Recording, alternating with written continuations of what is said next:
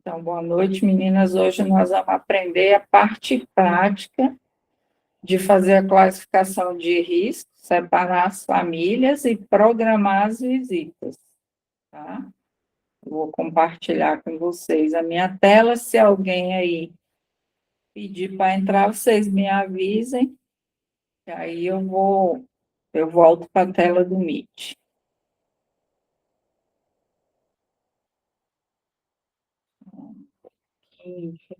Aqui.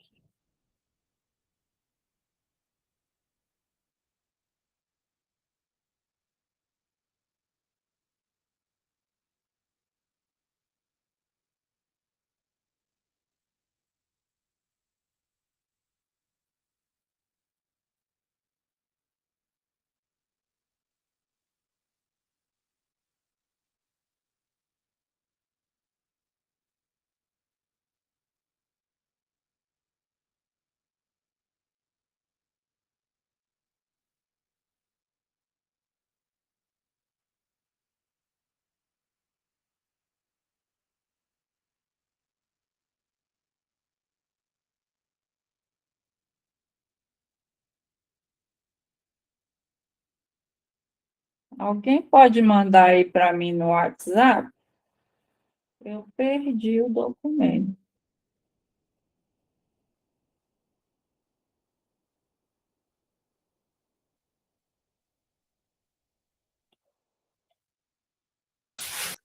Que documento, Márcia?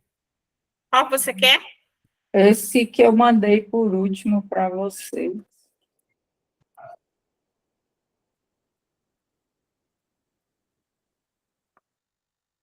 Ele não está aparecendo para mim.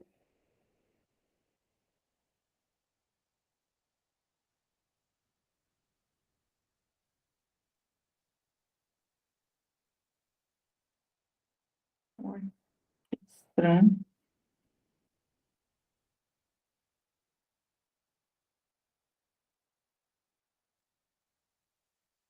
Achei. Achei. Ai, ai. Liga não. É mesmo. Tem dia que a coisa parece que não quer ir.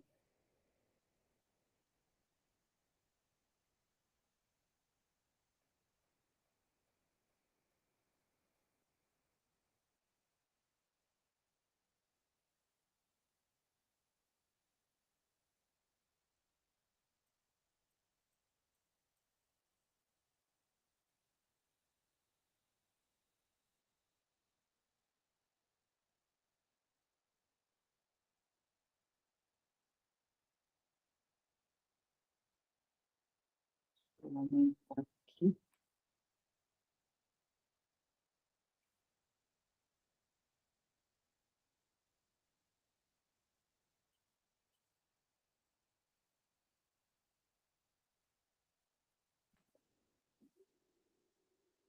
Aqui, ó, eu deixei para vocês no final desse documento as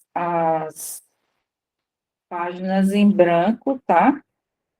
Para vocês realizarem aí. Aqui vocês podem imprimir a classificação de risco para cada grupo familiar, tá? E aí vocês grampeiam junto com os cadastros de vocês, quem faz manual, quem não faz, deixa separadinho por endereço bonitinho, para ficar mais fácil para vocês desenvolver. Na aula passada eu expliquei, mas não ficou claro porque não tinha um documento assim tão, não tinha, eu não tinha elaborado assim. Então, agora a gente vai ver como que é na prática. Então, aqui é a escala de risco, né? O modelo da escala, como que a gente preenche lá, nome do município, a unidade de saúde, o mês e o ano que você está realizando aquela classificação. Por quê? Porque anualmente a gente deve fazer essa classificação. Esses pacientes, eles podem vir a óbito, alguns podem ter melhora na condição de saúde, alguns vão sair da área da nossa área, da microárea, vai ter novos moradores, então a gente faz essa reclassificação anualmente, tá? E aí, nós temos aqui quais são as sentinelas, que nós já vimos antes lá na aula teórica, e aqui eu peguei um modelinho, tá? Aqui embaixo eu coloquei a tabela com o score, como que ele colocou lá, né? Acamado, deficiente físico e mental e condições de saneamento básico e desnutrição pontuam 3 pontos. Lembrando que é para cada morador, tá?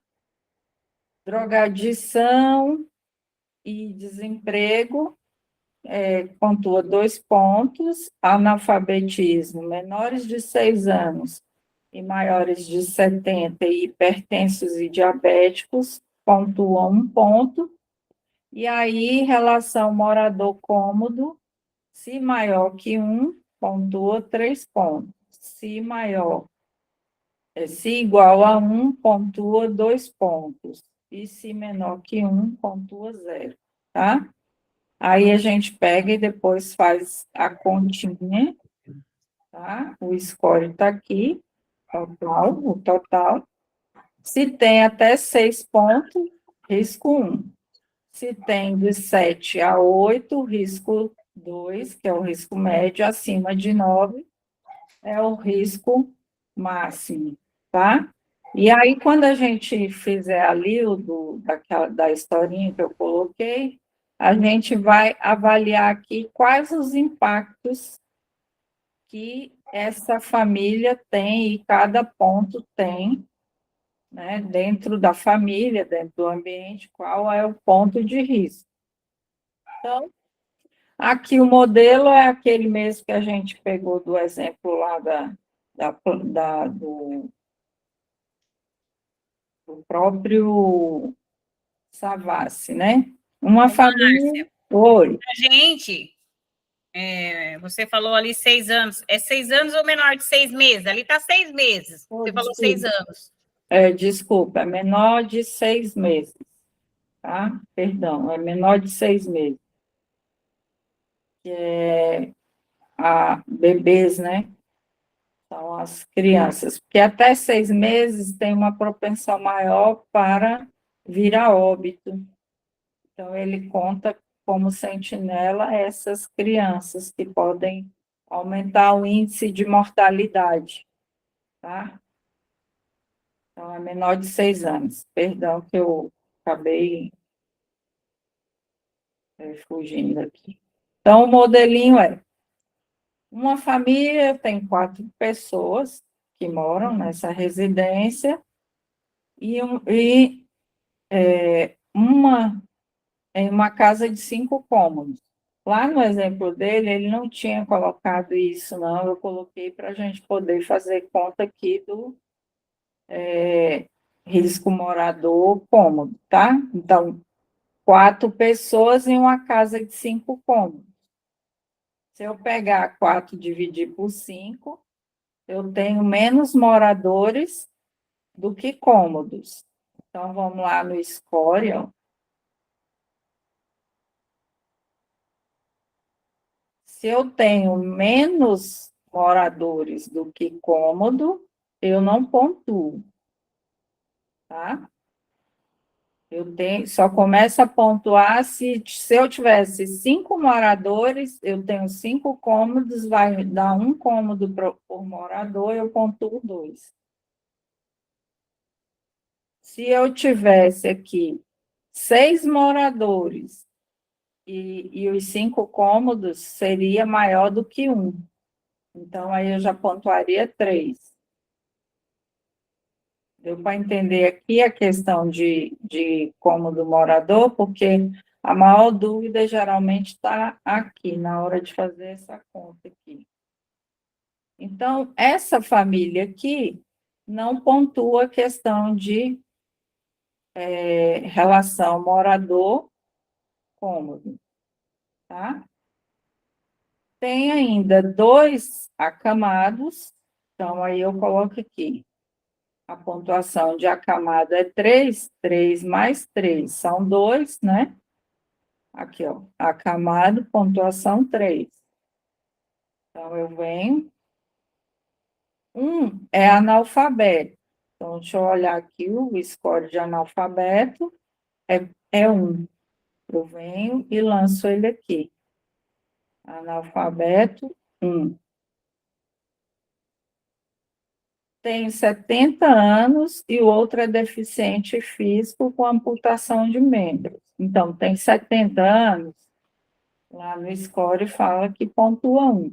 Eu venho aqui, pontuei 1. E o outro é deficiente físico com amputação de membros. Então, deficiente físico pontua 3. Vou lá, pontuei 3. Então, deixa eu abrir agora aqui a calculadora para a gente fazer junto.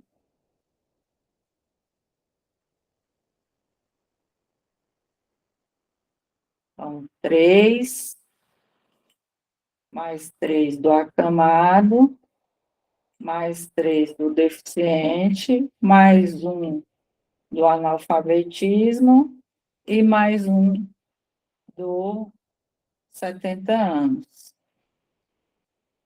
Como do morador não vai pontuar, eu tenho um total de 11 pontos, então essa família é um risco 3, tá? Já definimos aqui que essa família é um risco 3. Eu tenho que ter um olhar diferenciado para essa família. Por quê? Lá tem acamados. Na tabela de justificativa das sentinelas, ele vai falar qual a relevância do impacto que causa essas sentinelas aqui, tanto na questão epidemiológica, como na sanitária, como o impacto na dinâmica familiar. Então, você imagina, eu tenho um acamado, ele vai impactar de forma epidemiológica, por quê? Porque eu tenho que ter os cuidados de saúde com ele. E ali nós temos 2. Então, você vai imaginar que esse impacto é dobrado. Nós temos o impacto na dinâmica familiar porque são 2 acamados. Então, a gente tem que começar a olhar o seguinte, 2 acamados, são quantos cuidadores? Geralmente vai ter um único cuidador. Um cuidador para 2 pessoas é muito pesado. Então, a gente tem que olhar com cuidado para essa família, não só para os acamados, mas também para o cuidador, porque esses acamados estão gerando um impacto na dinâmica da família. Tá? E a gente tem que ficar observando e tentando ajustar e ajudar de alguma forma, que aí é no plano de cuidado que a gente vai ver qual a forma que nós, como equipe, podemos orientar essa família a melhorar e diminuir esse impacto na dinâmica da família. Aí nós temos lá analfabetismo, né, que ajuda também nesse impacto da epidemiologia, e nós temos um deles que é idoso, que também afeta também da mesma forma a dinâmica da família e os cuidados que ele tem, que a gente tem que ter com o idoso, que é diferenciada, porque dependendo do que ele tem aqui de agravo de saúde, e a gente já tem que olhar de qualquer maneira, porque ele é um idoso, e nós temos que olhar se tem mais agravos além dele ser idoso, tá? Então, o papel da classificação de risco é abrir a mente para a gente, ampliar que esse paciente, eu não posso só ir lá e visitar ele, simplesmente por visitar. Eu tenho que olhar todo o restante da família, o que esse caso está impactando na dinâmica, se está tendo discussões familiares entre o casal, se tem violência doméstica com esse idoso ou com qualquer um desses acamados, se eles estão sendo bem cuidados, o estresse dessa pessoa que cuida, se tem um rodízio de cuidados entre a família. Então, tem uma série de aspectos que a gente tem que olhar, e nós temos também que olhar esses pacientes como um todo. Ah, esse que foi amputado, por que foi feita a amputação? Ele tem possibilidades dele ter algum acompanhamento, um tratamento para minimizar esse impacto com ele mesmo, um acompanhamento da equipe de NASF para fazer uma avaliação psicológica dele, de participar, tentar alguns grupos dentro da cidade que trabalham com os deficientes, que façam esse acolhimento inicial, porque ele acabou de ser amputado, né? Então, a gente tem que ver se ele é amputado antigo, se é amputado novo, se tem condição da família fazer o deslocamento dele para algum tipo de atividade, se não tem. Então, aí a gente vai fazer estudo de caso, desse caso, dessa família, quando a gente for ver lá o plano de cuidado. Não adianta a gente só falar em números de acompanhamentos ou qualquer outra coisa que está se focando muito nisso e a gente está perdendo um pouco em termos de olhar a qualidade no atendimento e o acompanhamento desses pacientes. Depois, um paciente desse vem a óbito, e essa semana o que me fez pensar bastante a respeito disso é que nós quase perdemos uma paciente de 36 anos, que esteve na unidade de saúde com a pressão muito alta, né? Muito jovem essa senhora, com duas crianças, que foi acompanhar ela, e não tem ninguém da família, ela é a provedora da família. Então, a que ponto chegou que a gente não fez o acompanhamento dessa paciente para ficar orientando ela para o autocuidado dela, né? Então, assim, ela não veio a óbito, mas ela entrou em coma, assim, foi bem complexo, porque nós não conseguimos transferência dela, de certa forma,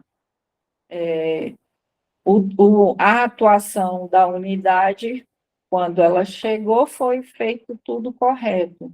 Mas eu fico me perguntando, nós estamos acompanhando de forma correta, do jeito que a gente precisa acompanhar, ou a gente só está virando mesmo catador de número, né? Porque é muito fácil eu ir lá e pegar a assinatura do meu paciente e sair. E terminei meu trabalho, acabou. Eu não vejo a nossa profissão dessa maneira, eu vejo a nossa profissão de uma forma que a gente trabalha com seres humanos.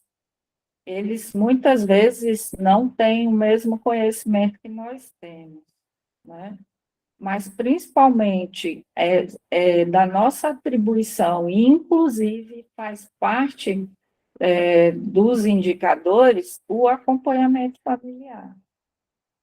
E aí, até que ponto que nós estamos só olhando números e não estamos fazendo o trabalho como deve ser feito? Eu entendo que nós, no Brasil inteiro, não temos capacitação suficiente, mas nós podemos ir falando, comentando, trocando experiências uns com os outros e ajudando uns aos outros para que a gente possa realmente realizar o nosso trabalho. Se essa mulher tivesse vindo a óbito, eu acho que seria um impacto muito grande dentro da equipe, sabe? Porque depois, não foram todos, mas a gente fica pensando em que a gente poderia ter orientado melhor para que não chegasse a esse ponto, né? Então, a classificação de risco, o objetivo dela é a gente ajudar o paciente a se ajudar, tá? Não é só o trabalho da equipe de fazer os acompanhamentos, mas também de orientar o paciente para que ele se cuide da maneira correta.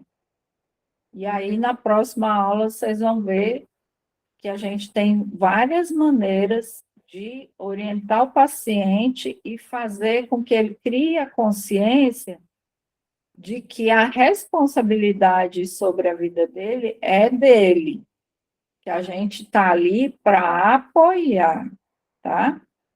Mas a responsabilidade sobre a vida dele é dele. E aí a gente consegue fazer um trabalho de acordo com o que a gente está sendo pago para ser feito, né? E que nem sempre a gente está realizando da maneira que deveria ser. Então, vamos lá. Peguei lá a tabelinha, fiz todas as minhas famílias. Isso aqui são números reais, tá, gente? Peguei todas as minhas famílias, fiz a classificação todas delas de risco e lancei aqui na minha tabelinha. Então, de risco 1, eu tenho 116 famílias, de risco 2, eu tenho 85, e de risco 3, eu tenho 3 famílias. Aí, o que eu fiz? Eu separei de novo pelas quadras para me orientar na hora de fazer minhas visitas. Então, na quadra 113, que aí vocês vão ver o bairro, não sei como é que vocês fazem a divisão de vocês, se é por quarteirão, se é por bairro, se é por avenida, tá? Aí vocês vão definir aí como que é a área de vocês. A minha aqui, eu tenho 2 quadras e uma avenida. Então, eu divido elas em 3 partes para fazer visita. Então, na quadra 113, eu tenho 40 famílias, eu tenho um total de 96 residências. 40 famílias é de risco 1, 51 de risco 2 e 5 de risco 3. Na avenida, eu tenho 29 casas, 25 são risco 1, 2 são risco 2 e 2 são risco 3. Na 112, eu tenho 95 casas, 51 é risco 1, 32 risco 2 e 6 risco 3. Feito essa divisão, eu já vou ter uma ideia de como que eu vou planejar as minhas visitas. Então, agora eu pego e coloco de novo na tabela a quantidade de risco e o score, né? O score é essas 63 famílias de risco 1, eu tenho que visitar 45 dias, no intervalo. Pode ser antes, pode ser, mas o intervalo tem que dar 45 dias. De risco 2 tem que dar um intervalo de 30 dias. E o de risco 3 tem que dar um intervalo de 15 dias.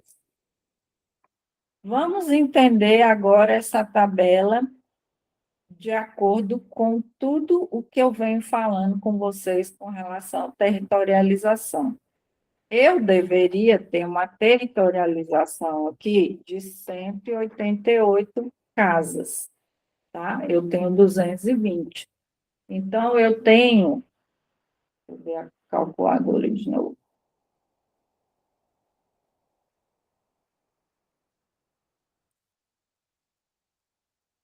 188 Eu tenho 32 famílias a mais, tá? 32 casas a mais. Quando eu olho aqui para o risco 3, isso vai impactar na hora das minhas visitas, na hora do meu planejamento. Porque se eu tenho que fazer dessas 26 casas aqui, eu tenho que fazer a cada 15 dias, eu tenho 52 visitas para fazer. Se eu faço 10 visitas ao dia, eu vou levar 6 dias para realizar só as risco 3. Se eu tirar só para visitar risco 3, e nós sabemos que as visitas em risco 3, muitas vezes, um único paciente vai me demandar um período inteiro, tá? Então, aí a gente tem que ver, todos os outros colegas têm essa mesma quantidade de risco familiar, tem menos, tem mais, aí tem que reterritorializar, porque um colega não pode ter um impacto tão grande de risco 3 na área dele, que ele não possa, que ele não consiga, tá? Quando é assim, a gente tem que diminuir a quantidade de residências para que a gente consiga fazer esses acompanhamentos.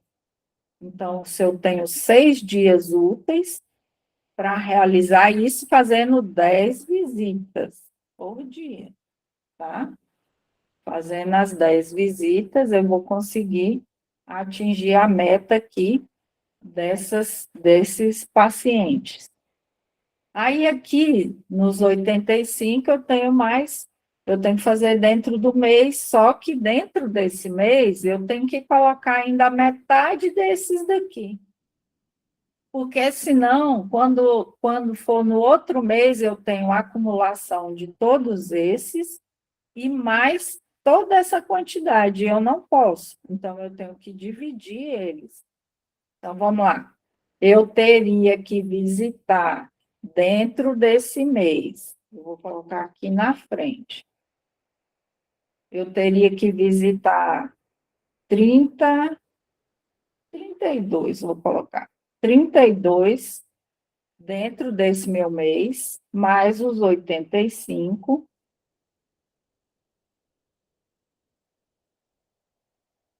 E aqui eu teria que fazer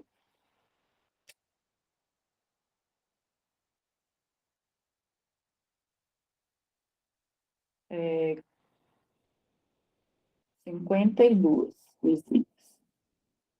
Se eu calcular tudo isso aqui, ó, deixa eu pegar aqui de novo. Eu sei que vocês não estão vendo na calculadora aí, tá? Então, eu tenho 32 mais 85 mais 52, que me dá um total de 169 visitas. Eu teria que ter aqui, se eu fizer 10 visitas ao dia, eu teria que ter 17 dias úteis para trabalhar essa minha área, tá? Então, eu teria que ter 17 dias para trabalhar essa minha área. Vocês que são aí de Terra Nova do Norte, a equipe que trabalha rural tem que fazer essa conta em cima de 6 ou de 8, que eu não sei como é que vocês dividem aí a quantidade de visitas por dia, tá? Tá dando para vocês entenderem, gente, a lógica aqui? Vocês estão me ouvindo?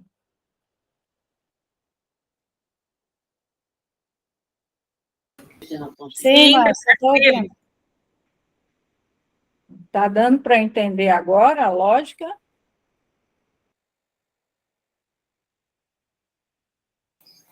Eu peguei um pouco, Márcia, porque daí na última aula eu não consegui assistir o início dela. E aí, mas eu vou reassistir o que está gravado, tá? Tá. Márcia, você está entendendo aqui?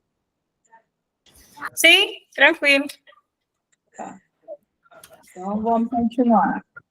Tendo essa lógica aqui, do que eu tenho que visitar, a quantidade de visitas que eu preciso realizar no mês, eu tenho que vir aqui para o meu planejador de trabalho. Eu fiz lá um bonitinho para vocês, tá? Então, o meu planejador é o quê? O calendário do mês.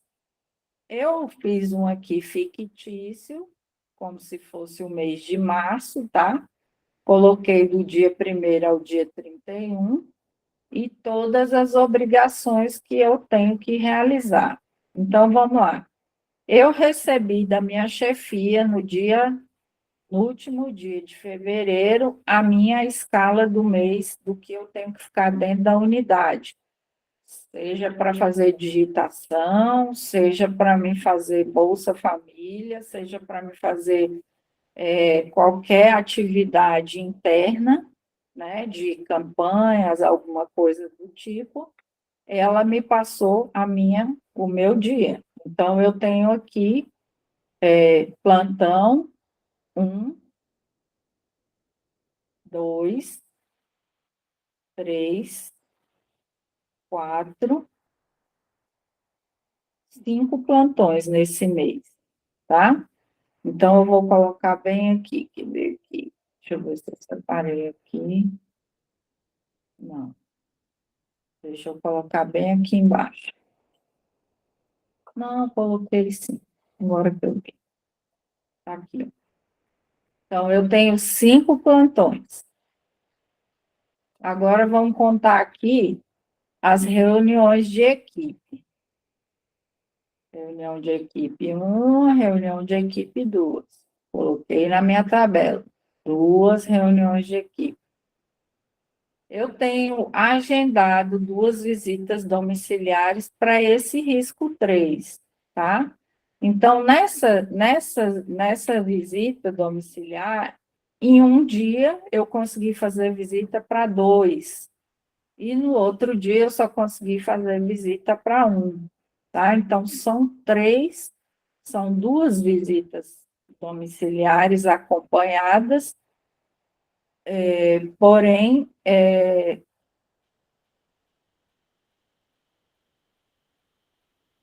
eu atendi aqui.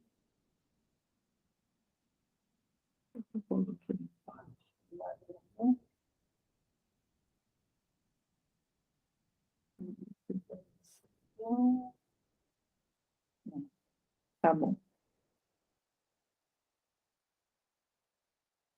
Eu coloquei o número de famílias visitadas.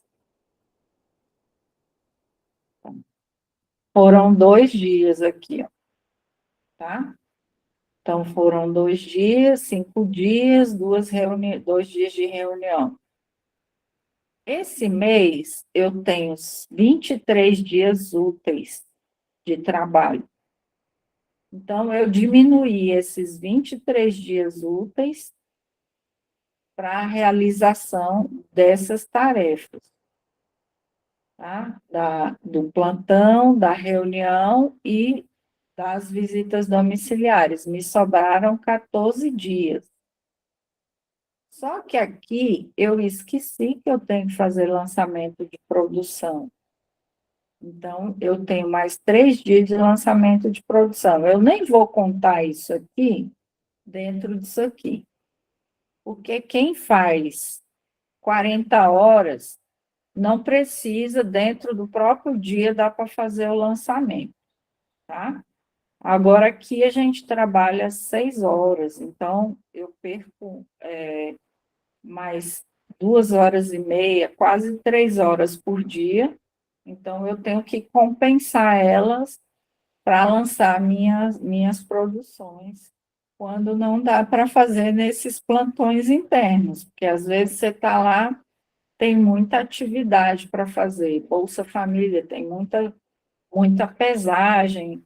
Então, no dia de plantão, eu não conto que eu vou digitar alguma coisa, porque nunca dá, tá?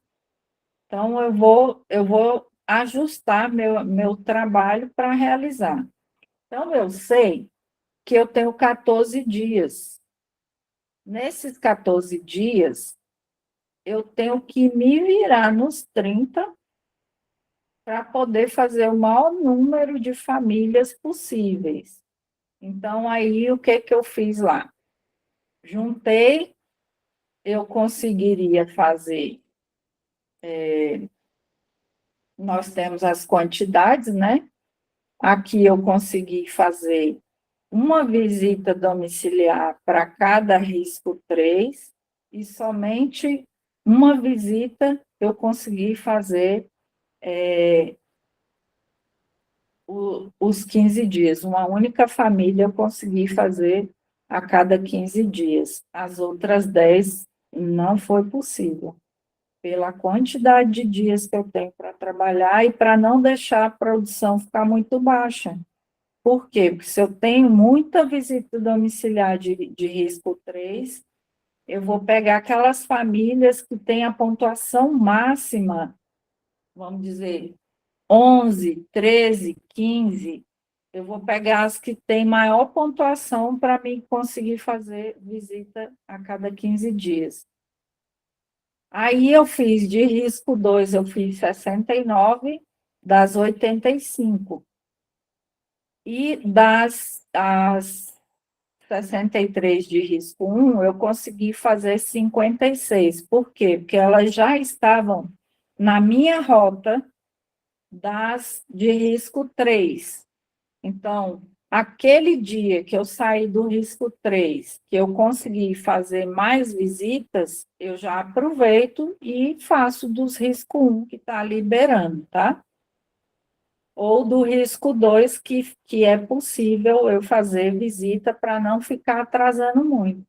Mas vocês estão entendendo que a lógica, se eu coloco tudo no papel bonitinho, eu vou ter uma realidade do que a minha territorialização precisa melhorar para poder fazer o acompanhamento dessas famílias de risco 3 com qualidade, tá? Que seriam a cada 15 dias. Eu não consigo fazer a cada 15 dias. Uma ou outra conseguir. Alguma pergunta, Rosângela? É muito interessante, eu achei essa parte aí, e assim, para mim, eu preciso me organizar, porque na minha área eu tenho um asilo. Que E não que ainda é mais agravante, né? é o quê? Tem mais de 40 idosos.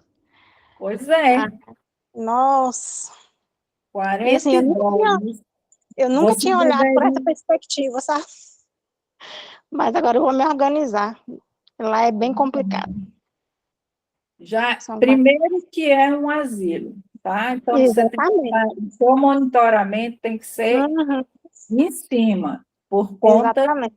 de que a gente tem essas instituições de longa duração, a gente acha muito problema dentro delas, de maus Uhum, tratos, de uma série de coisas, né? Você, exatamente. você tem que fazer visitas muito mais até do que de 15 em 15 dias. E outra, você tem que fazer visita acompanhada de profissionais. Profissional Aí é que dinâmico. está o BO. Aí é que está o BO, porque aqui, pelo menos na unidade, aqui em geral, aqui na cidade onde eu moro, mas na nossa unidade não fica médico, é impressionante, sabe? Não fica médico, enfermeiro, nós ficamos mais de mês sem médico, sem enfermeiro, sem nada, só os agentes de saúde e técnico de enfermagem. Nossa, é muito complicado. Nem pode. Pois é, Isso a gente não quer até pode. trabalhar, mas é complicado, viu? Bem complicado. Unidade de saúde, se ela ficar 90 dias sem um médico ou um enfermeiro, ela já vai para o sistema de corte de verbas. Aí agora a enfermeira, já colocaram a enfermeira, só que nós estamos sem médico. E aqui o que é interessante, pelo menos aqui na nossa região, para o pessoal daqui, é médico, né? Para eles, se não tiver médico, até a visita, às vezes eles rejeitam, é uma complicação danada. Mas a gente vai. É bem complicado. Quando vocês não têm, quando a pessoa não quer visita, vocês colocam eles para assinar o termo de recusa? Tem o termo de recusa. Nem sempre eles querem assinar, né? Pois é, Mas mas aí eu faço um relatório e peço o enfermeiro para assinar, para me resguardar. Geralmente eu faço visita acompanhada. Eu tenho uma colega que eu vou na área dela e ela vai na área, tipo assim, eu vou na área dela com ela e ela vai na minha área comigo. Aí entendi. só que eu quero organizar essas visitas de acordo com essa aula aí, dentro da minha área e dentro da área dela. A área dela ainda é mais complicada que a minha. Tem mais pessoas de risco, a área dela é mais carente, é bem mais complicado. Quantas casas vocês têm na territorialização de vocês aí, no território? Você fala geral? Não, a sua microárea. A minha tem 150, com o asilo, né? Só que assim, a área aqui foi muito mal dividida. A minha é pouca, mas tem colegas minhas que tem 230, 250, entendeu? E já vem tempo que a gente vem falando para eles fazerem uma territorialização, mas até agora nunca fizeram uma nova territorialização. Provavelmente que eles nem sabem como fazer. Porque quando fizeram essa bagunça. Quando E aí, fizeram sem consentimento, sem a nossa presença, eles mesmo fizeram lá, sabe? Por fazer. Só chegaram e só jogaram a bomba pra gente. entendi. Isso aí, na hora de que a gente faz a classificação de risco, é complicado em função disso aqui. Quantos mil Exatamente. habitantes tem no seu município? Mais de 80. É grande a cidade. O meu PSF é mais de 4.000. 4.000 pessoas. Quantos PSFs vocês têm aí? 23. A mesma quantidade aqui. Mas mesmo assim, vai ter unidade que vai ser referência, que atende mais de 30 mil pessoas. Tem sim. É bem complicado.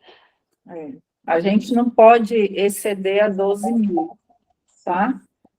De área Uhum. de emergência, porque senão a unidade não comporta, ela não consegue. Essas Nossa, áreas, tem principalmente. unidade.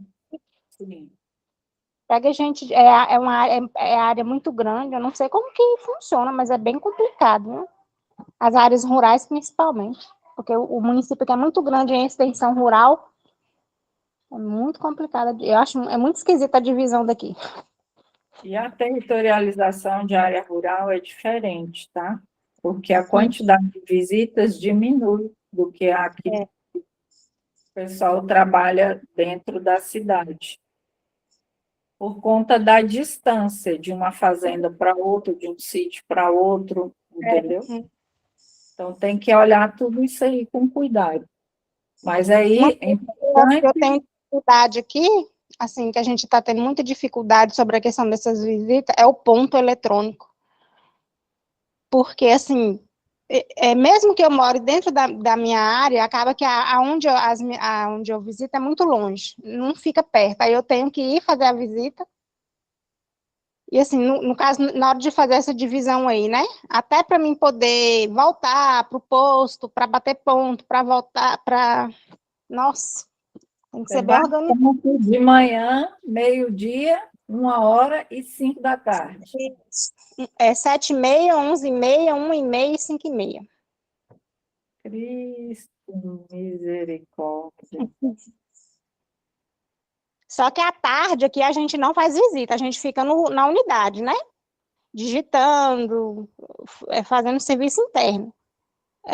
Porque aqui o sol é muito quente mesmo, aqui é um lugar muito quente.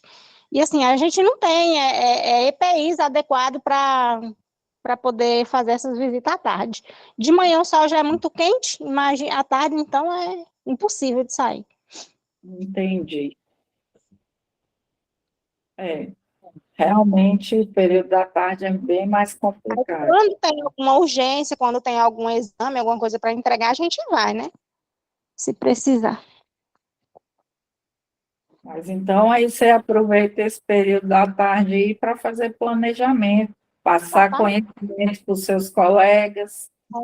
É isso que eu estou fazendo, por isso que eu estou fazendo esse curso. Eu fiz aquele outro lá, na verdade, eu quero ajudar minhas colegas, né? Mas eu preciso estar preparada para mim poder fazer isso. Assim, na verdade, meus planos é ajudar toda a equipe de ACS aqui do meu município, né? Porque o povo aqui, eles são, pelo que eu vi, são bem desligados dessa parte. Que aí virou só o catador de número. Isso, na hora que você falou, eu lembrei disso. É só preocupa de alimentar o sistema e pronto. É. As visitas vão sair aquela visita mal Mas feita. isso aí é uma culpa da própria gestão, que está tão focada com números que esqueceu a parte de atendimento. Só que vai chegar um momento que o preço vai bater na porta, Para entendeu? você ver, esse Previne Brasil aqui no meu município não funciona. Aqui para te falar a verdade, eu não sei nem o que é Previne Brasil. Eu só ouço falar, como disse. Mas assim, aqui não funciona, não. Funciona. Só vocês que não sabem. Assim, eles nunca, sabe? Assim, é tanto que eu estou procurando estudar a respeito disso aí, porque aqui ninguém sabe nada disso. Nada, nada, nada, nada sobre Previne Brasil. O curso lá do POP está te ajudando? Demais, demais da conta. Tá. Eu vou colocar material novo lá na próxima semana, que ficou faltando um módulo, que é o módulo dos acompanhamentos, que eu coloquei as ferramentas, mas eu não tinha gravado os vídeos. Eu estou querendo reunir todos vocês para fazer aula ao vivo a cada 15 dias. Quem está Bacana. fazendo lá para tirar dúvidas e fazer assim, igual a gente está fazendo aqui, essa prática, entendeu? Pra você ver, eu mesma eu tenho muita dúvida sobre a alimentação do sistema. Mas, assim, pelo que eu vi naquele curso lá que você deu, lá vocês mexem com o PEC, né? Isso. O nosso é viver, sistema viver. Aí eu acredito que eles fazem uma sincronização, no backup, eu não sei o qual, acho que é backup, todo mensal.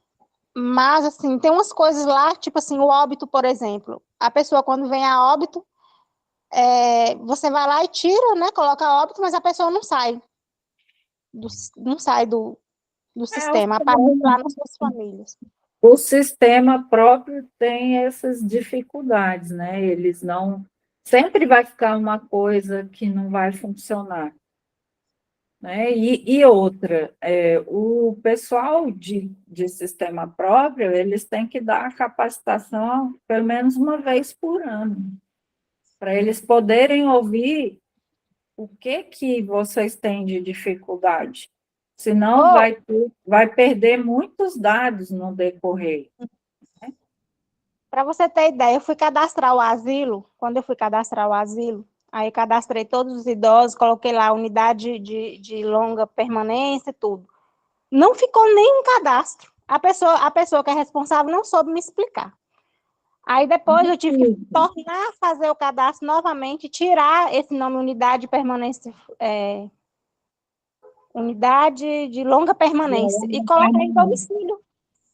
Porque não fica mesmo. Não fica. Só vai ficar, porque quando os dados for para o PEC, ele só vai o nome do responsável.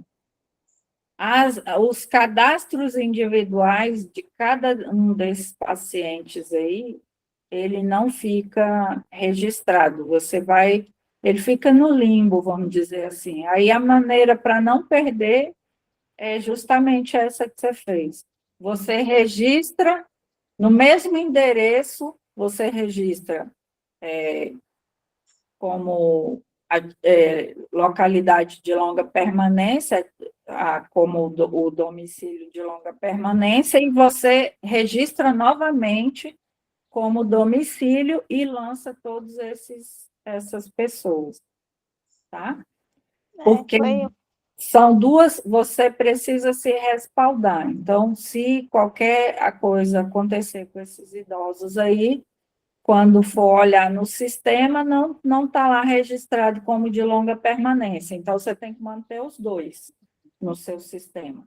O problema é que eu não consigo manter ele, se eu colocar, eles somem do sistema quando eu coloco em unidade de longa permanência. Não, sei. você vai só colocar unidade de longa permanência e o nome do responsável, tá? Ah, Você tá. vai registrar uma vez assim, depois você vai registrar como domicílio, o mesmo endereço como domicílio e lançar todos os idosos. Ah, então aí no caso eu vou ter 2 cadastros, né? 2 cadastros no mesmo endereço, Entendi. Ah, eu vou fazer isso amanhã. tá? Fora que deve estar tendo muita inconsistência aí no seu sistema, e eles não vão nem saber responder, porque eles não estão interessados nisso. Quando os indicadores ficarem muito baixos, aí sim que eles vão. Aqui não bate nunca. É. Ah, Depois, então, depois eu converso com você no privado tá, e eu faço uma análise aí do município de vocês. tá, joia. Então, deu para entender a lógica aqui de como que a gente vai acabar as nossas visitas, que a gente nunca vai bater o número de visitas, por conta que a gente tem sempre atividades internas que atrapalham a nossa saída. Quando você trabalha às 40 horas, e o período da manhã, você consegue fazer as 10 visitas, aí todos os dias, né? Que nem sempre você vai conseguir fazer as 10 visitas de manhã. É muito corrido, eu vou ser sincera, eu trabalho 6 horas, mas é bastante corrido fazer 10 visitas de manhã.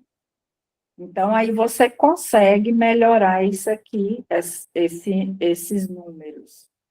Mas o que interessa para vocês aqui, da nossa aula, é que vocês entendam como é que vocês vão fazer esse fluxo e planejar direitinho. Lembrando que quando é 45 dias, a quantidade total você vai dividir por 2, você vai colocar metade você vai visitar no mês, metade você vai visitar no outro mês. As risco 2 tem que todas visitar dentro do mês, e a risco 3 você tem que conseguir fazer a cada 15 dias, mas aí já fica bastante difícil pelo número de famílias, tá? Pelos endereços. Se você tiver os 188, é até possível que esse número você consiga fazer a metade deles em 15 em 15 dias, e vai depender também da quantidade de risco 3 que você vai ter. Aí, o que eu recomendo?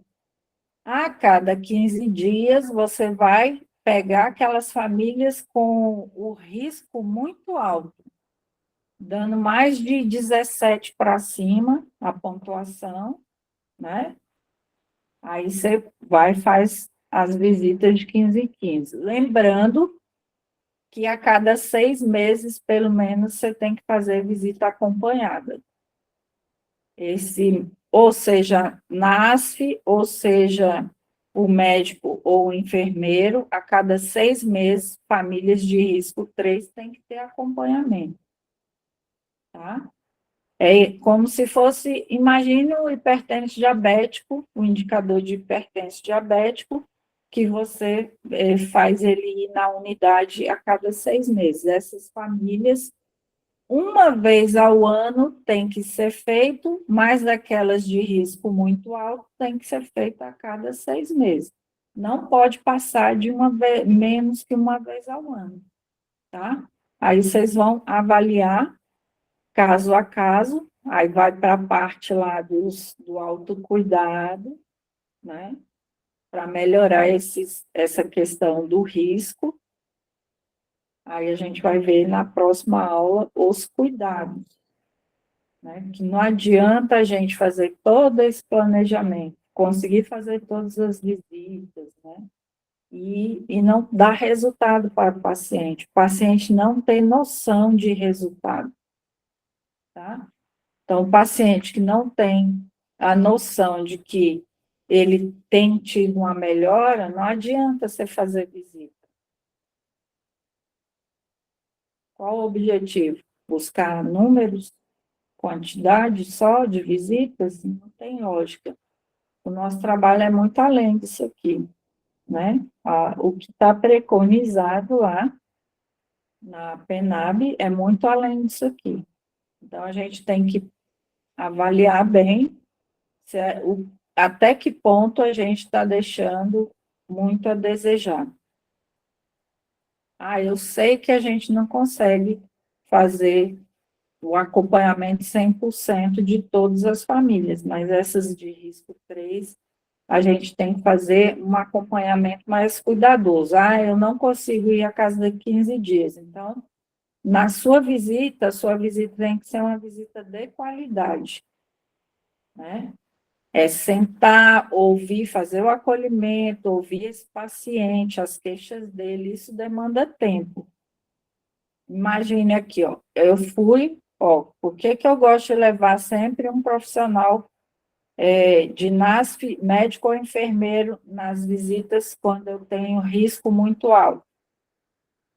Eu fui esse mês com a médica, que a médica é nova, para conhecer esses meus pacientes. Dia 2, eu só consegui visitar 3 pacientes, porque em uma casa eu tinha 2, tá? Então, eu fiz 2 visitas domiciliares, ou seja, eu saí cedinho com a médica, 8h30 a gente estava saindo da unidade, meio-dia e pouquinho a gente estava saindo da segunda casa. Então, a gente não consegue, para fazer um atendimento de qualidade, não consegue, gente. É muito, muito difícil. Só se você for lá, só der uma olhadinha, conversa 5 minutinhos para dizer que passou lá, mas se você for olhar paciente com cuidado, tá? E assim, e outra que você vai ter que pensar em várias estratégias para melhorar. Igual essa família aqui, que são 2 pessoas, eu tenho sérios problemas com eles. Assim, de autocuidado. Não é das minhas visitas, que eu faço as minhas visitas bem feitas, que eu levo os profissionais quando há necessidade, mas eles ainda não adquiriram a consciência do autocuidado. Como a minha unidade está sem psicólogo, eu não estou conseguindo chegar no ponto para despertar esse autocuidado. Eu preciso de um profissional qualificado comigo nessa visita. E aí, tem coisas que a gente vai conseguir ajudar o paciente e tem coisas que a gente não vai conseguir. Então, a gente também tem que estar preparado emocionalmente. Primeiro, a gente tem que ter consciência do conhecimento que a gente tem, até onde a gente pode ir. E depois a gente tem que levar a consciência para o paciente também, que a gente tem um limite, tá? Porque às vezes o paciente, ele vai exigindo muitas coisas de você, e você também tem que dizer assim, até aqui eu posso, tá? Porque nós temos muito problema de pacientes deles extrapolarem. Uma coisa boa é a gente morar dentro da nossa área, é bom, mas é também ruim, tá? Porque se você não sabe impor limite para o paciente, ele vai te mandar, acabei de receber aqui, são 8h. Eu não abro os meus WhatsApp durante a noite para não criar o vício. Porque eu já tive paciente me mandando mensagem 2h. Eu entendo que tem paciente que trabalha, chega muito tarde, vai fazer as tarefas domésticas e só tem o tempo de mandar naquele momento. Beleza. Eu não me importo de receber, mas eu só abro no meu horário de trabalho ou durante o dia. Deu 6 horas da tarde, eu não olho, eu deixo para olhar no outro dia, e aí eu respondo todo mundo. E se a gente tem o vício de olhar, você olhe, mas não responda, porque senão cada vez mais ele vai te colocando horários mais difíceis, entendeu? Igual bater na sua porta. Corta o coração você não ter, mas eu levei um susto uma vez. 1 hora da manhã, a vizinha batendo na minha porta para querer saber onde é que era a farmácia do município. Ela não podia ter esperado.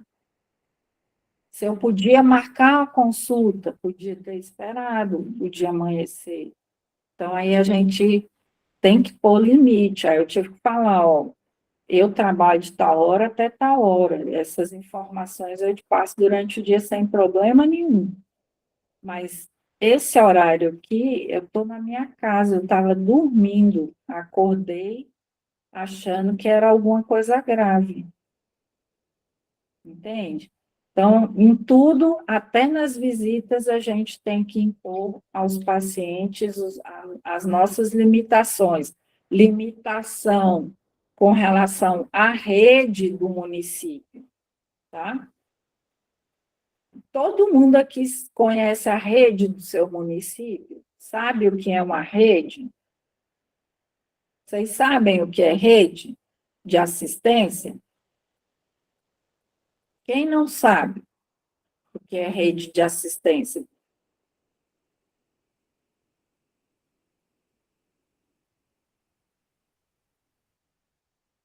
Todo mundo sabe, né? A rede de apoio de assistência à saúde é o CRAS, é o CREAS, é o hospital, é a UPA, é a delegacia, é o conselho tutelar. Tudo isso são pontes, são pontos da rede. É até importante vocês fazerem um mapa da rede do município de vocês, com todos os telefones e deixar na área onde vocês têm, onde vocês transitam, onde a equipe transita, para que todo mundo tenha os telefones, os responsáveis por esses pontos da rede. Porque, às vezes, você precisa fazer um encaminhamento de um paciente para uma aquisição do Bolsa Família, porque aquela família está em dificuldade. As igrejas que tem dentro da área, da microárea de vocês também é ponto da rede. Então, tudo isso pode ajudar a apoiar o cuidado com esse paciente.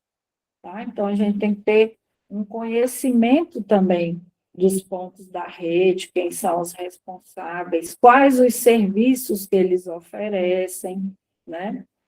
Que eu acho que todo município deveria, esses pontos da rede, fazer uma palestra para os funcionários, primeiramente, né, para a gente conhecer como funciona, como é o trabalho deles, porque nós somos o centro de informação da comunidade. Então, a gente é que vai orientar, porque às vezes um problema familiar que está ali, que gerou uma causa de saúde, né, ela pode ser resolvida na assistência social. Às vezes a mãe tem uma depressão pós-parto e levou a outros problemas, né? Então, a gente tem que ver qual é o ponto da rede que pode auxiliar no nosso trabalho, tá? Aí, aqui embaixo, eu deixei as matrizes para vocês, né? Tudo bonitinho, como que é, os scores, tudo bonitinho, as expectativas.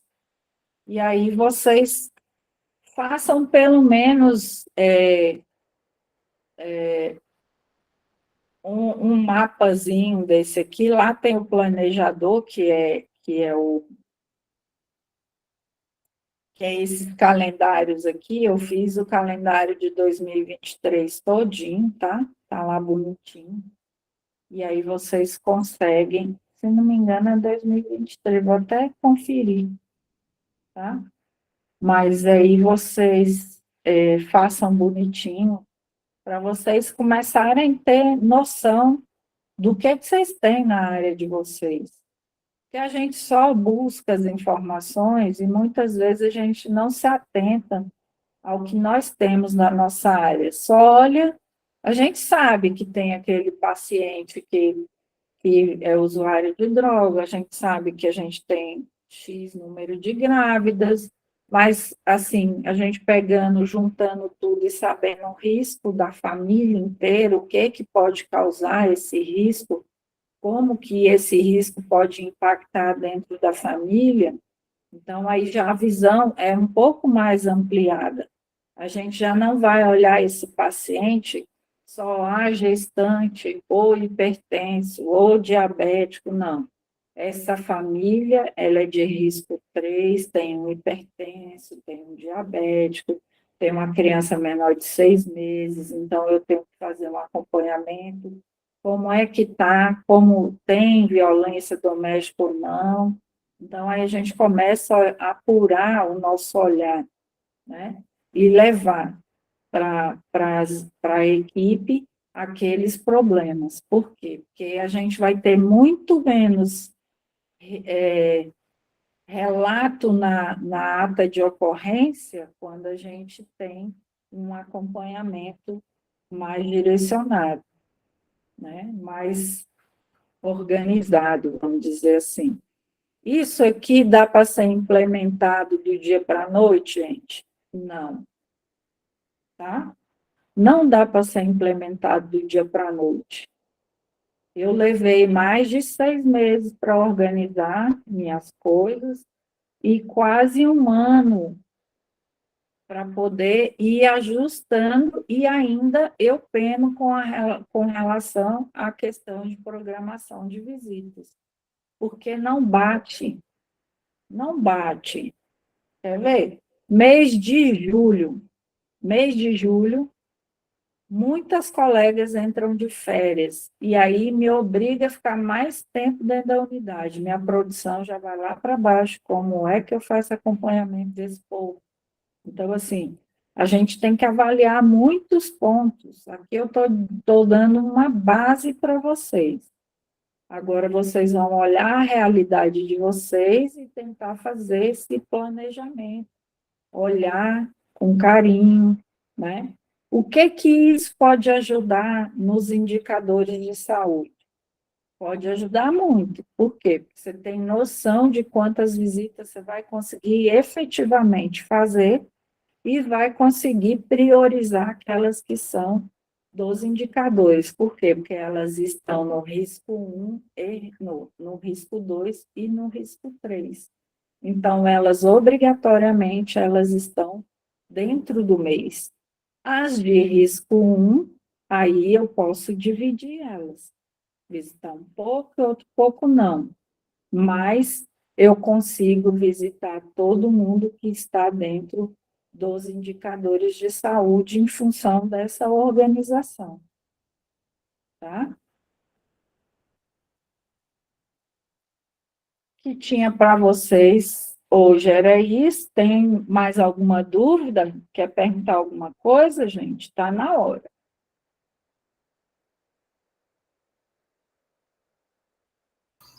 Eu vou dar mais uma olhada, Márcia, primeiro nas coisas, daí depois eu entro no privado contigo, se eu tiver alguma dúvida, tá? Tá, Jóia? Mas deu para entender mais ou menos.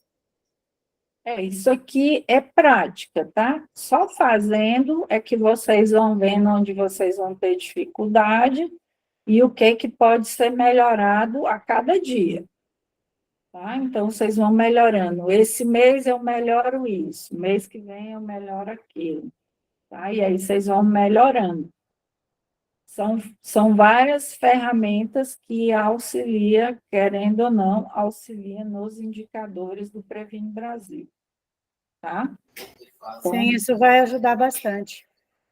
Acaba ajudando, porque você já consegue ter uma visão melhor a respeito de visitas domiciliares. Né?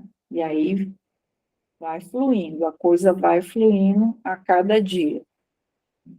Às vezes você consegue fazer o risco familiar dentro de um mês só, se você sentar lá e fizer.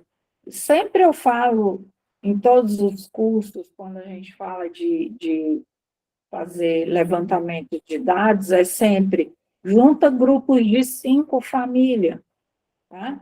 Aí você faz aquelas 5 naquele dia. Aí, um outro dia, você junta mais 5 e faz o risco familiar daquelas outras 5. Quando você vê, você já terminou. Às vezes, você consegue fazer dentro dos 30 dias da sua área inteira, tá? Às vezes, você vai levar 2 meses para fazer, mas aí o que importa é você fazer um pouquinho a cada vez. Então, se eu tiro essa semana, eu tiro 3 dias que eu estou lá fazendo dentro da unidade. Sobrou um tempinho, vou pegar minhas famílias e fazer a classificação de risco. Pego 5, sobrou tempo de novo, vou fazer mais 5. E assim vai. Quando você perceber, você já fez de toda a sua área, e aí você parte para a programação de visita, porque você tem que ter um visual do que eu tenho na minha área. Depois você joga isso aqui no mapa. Aquele mapa que vocês aprenderam lá no curso de agente comunitário, aí vocês podem sinalizar no mapa as famílias que são de risco 3 para você organizar a sua visita dentro da sua área, né? Lá no território mesmo, lá na quadra, no bairro, no quarteirão que você vai fazer naquele dia. Aí você vai ver lá na sua sinalização quantos que tem naquele risco que você pode fazer, que você consegue fazer naquele dia ou naquela semana, pode organizar por semana, né, as visitas, como que vocês vão achar melhor. Aqui é só um direcionamento. Como vai planejar são vocês, porque vocês conhecem a área. Mas sempre pensando que vocês têm que priorizar risco 2 e risco 3, tá bom? Então, a gente termina a nossa aula aqui hoje. Semana que vem, a gente vai trabalhar. Semana que vem, não. Quinta-feira, a gente já vai entrar na aula de autocuidado apoiado, tá? Nós vamos ver como é que funciona o autocuidado e como é que ele vai nos ajudar com relação a esses pacientes de risco, para eles não agudizarem, para eles não terem grandes problemas, para a gente ajudar a família a se organizar internamente, nos cuidados, principalmente quando tem mais de uma pessoa dependente de um único cuidador, né? Então, a gente tem que olhar isso aqui. A Rosângela tem um pipinão na mão, né? Mas vamos começar pelas famílias, Rosângela, e depois a gente vê o que é possível fazer nessa unidade aí, ajudar, né, nessa unidade. Que eu creio que aí mais questão de levar os profissionais para fazer a cada 6 meses o acompanhamento desses pacientes, tá? Uhum. Mas aí depende muito também da boa vontade, né? Embora seja preconizado na atenção básica a visita domiciliar, mas depende da boa vontade do enfermeiro de poder de ir, de participar, de fazer as visitas, né? Que a gente sabe que tem muitos enfermeiros que não querem fazer visita domiciliar. Esse caso é o que acontece aqui em Januária, só que no caso do asilo, não. No caso do asilo, graças a Deus, até mesmo porque a pessoa que é responsável pelo asilo, ela é enfermeira, né? Então, assim, ela põe muita pressão. Aí, ela vai no Ministério Público, ela cobra mesmo. Então, essa visita, ela é feita mensalmente no asilo, com o enfermeiro, quando tem médico, né? O médico já tem um dia que a gente vai lá. Mas as visitas domiciliares nas outras residências, dos acamados, dos domiciliados, aí já é mais complicado. Que no meu ponto de vista é onde mais precisava, né? Porque, querendo ou não, o asilo, ele tem assistência de outras entidades aqui, por exemplo, a PAI, outros médicos e tudo. Mas aqui eles dão a prioridade para o asilo e acaba que as outras pessoas que precisariam mais da visita domiciliar, que na minha área eu tenho muito idoso, acamado, aí acaba ficando a desejar. No seu município tem o Melhor em Casa? Nunca nem ouvi falar. É um programa que é uma equipe que fica responsável só por visitar esses acamados. Não tem não. Tá bom, então. Então, meninas, qualquer coisa vocês me chamem lá no PV, pergunta, e na quinta-feira a gente volta para fazer para a gente ver o autocuidado, né, apoiado. Eu creio que a gente ainda vai ter 2 aulas, tá? De quinta e na terça-feira, para conseguir finalizar a parte de autocuidado. E aí, o curso termina e qualquer coisa vocês vão me chamando no PV, tirando dúvidas, conforme vocês forem fazendo aí as escalas de vocês, tá? Se precisar, e a gente faz junto aí pelo WhatsApp. Tá bom? Beleza, Márcia. Uma boa noite para Ai. você.